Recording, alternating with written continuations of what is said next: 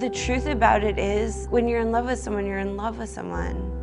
And there are a lot of ways that someone can be the wrong person.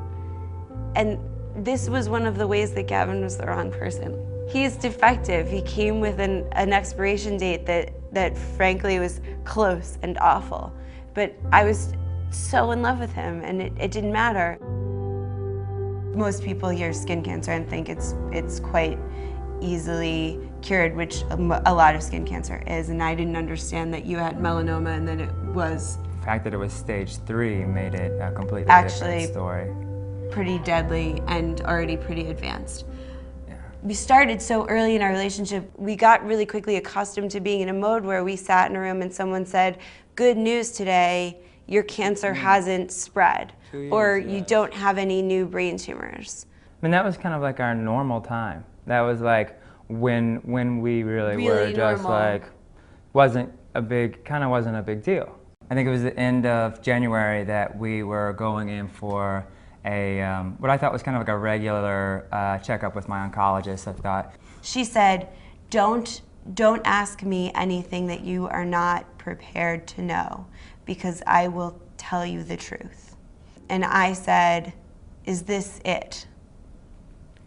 And she was able to look me straight in the eye and say sort of like, "This is it. This is the end of the road."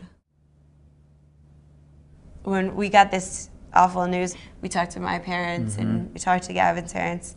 And then we went away. We went to the beach. Caribbean. We went to the Caribbean.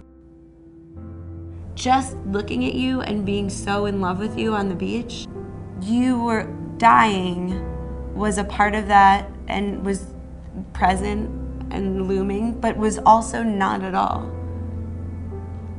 I was also just on the beach with you, looking at you, and just completely in love with you. And you would think it would be weird to say, but how lucky can a guy be, or a girl be, to get to have that feeling of kind of what may be like pure love, to think that someone loves you like completely.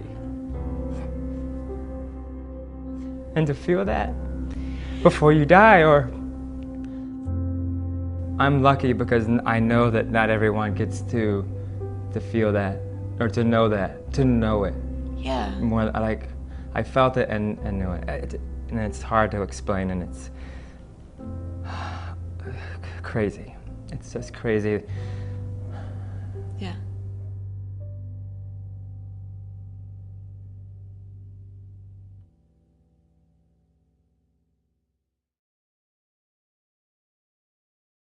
I would think that I would feel his absence really acutely. Sometimes it's, I think it's so dramatic that it's hard to feel. It's like a missing limb, and you still feel like it's there. I ran up to the floor where they told me Gavin was, and he was actually breathing on his own. The doctors were pretty sure that he wouldn't breathe on his own for long. I called his parents, they're in Tennessee, and I told them to come as soon as possible. And my parents were there, and my brother and sister came, and we decided that we were going to keep Gavin on the breathing tube until everyone could be there.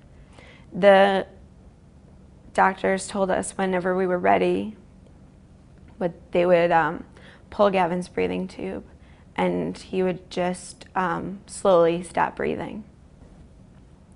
I just lied on his chest, and I was listening to his breathing, and his mom held his hand, and he just really slowly stopped breathing. And that was it. It was surreal. It was impossible, and completely impossible to understand. I know that he wanted to go. I can't want him to have stayed. I can want him to have never had cancer. That is that's an angry road that I don't go. But for right now, for like month 2, it happened the best way that it could.